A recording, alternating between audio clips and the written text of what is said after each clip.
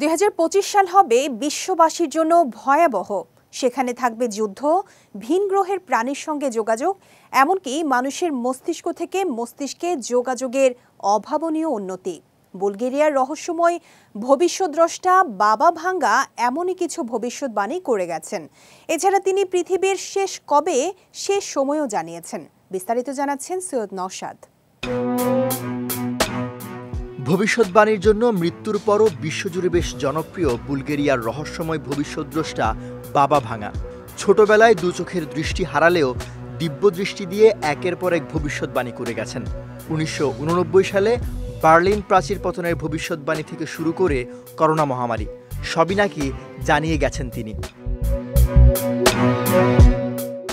British সংবাদ মাধ্যম daily star বলছে, ভাঙ্গার মতে ২০২৫ সালটি বিশ্ববাসীর জন্য হবে ভয়াবহ। তিনি জানান, পূর্বে একটি যুদ্ধ শুরু হবে যা পশ্চিমকে ধ্বংস করে দেবে।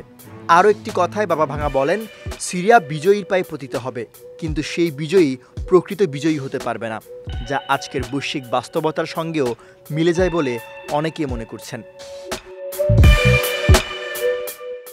বাবা ভাঙ্গার মতে ২০২৫ সালেই মানুষ ভিন গ্রহের বাসিন্দাদের সঙ্গে যোগাযোগ স্থাপন করবে। এই ভবিষ্যৎবাণীর বাস্তবতার সঙ্গে ইঙ্গিত পাওয়া যায় মার্কিন প্রেসিডেন্ট ডোনাল্ড ট্রাম্পের সেই প্রতিশ্রুতি থেকে, যেখানে তিনি বলেছেন ক্ষমতায় এলে আমেরিকার ভিন গ্রহ সংক্রান্ত সব গোপন নথি প্রকাশ করবেন। বাবা ভাঙ্গার দাবি অনুযায়ী ২০২৫ সালের মধ্যেই মানুষ টেলিপ্যাথির মাধ্যমে একে অপরের সঙ্গে সরাসরি মস্তিষ্কের মাধ্যমে যোগাযোগ করতে পারবে। এদিকে ইলন মাস্কের ব্রেইন চিপ প্রযুক্তিও ইতিমধ্যে সেই সম্ভাবনার দ্বার উন্মোচন করেছে, যদিও তা এখনও মূলত প্রযুক্তি নিয়ন্ত্রণের দিকেই সীমিত। এই জ্যোতিষীর ভবিষ্যৎবাণী অনুযায়ী ২০২৮ সালে মানুষ শুক্র গ্রহে শক্তির খোঁজে যাত্রা শুরু করবে। ২০৩৩ সালে বরফ গলে সমুদ্র পৃষ্ঠের উচ্চতা ভয়াবহভাবে বাড়িয়ে দিবে। ২১৩০ সালে ভিন গ্রহবাসীদের সঙ্গে মানুষের যোগাযোগ স্থাপন হতে পারে।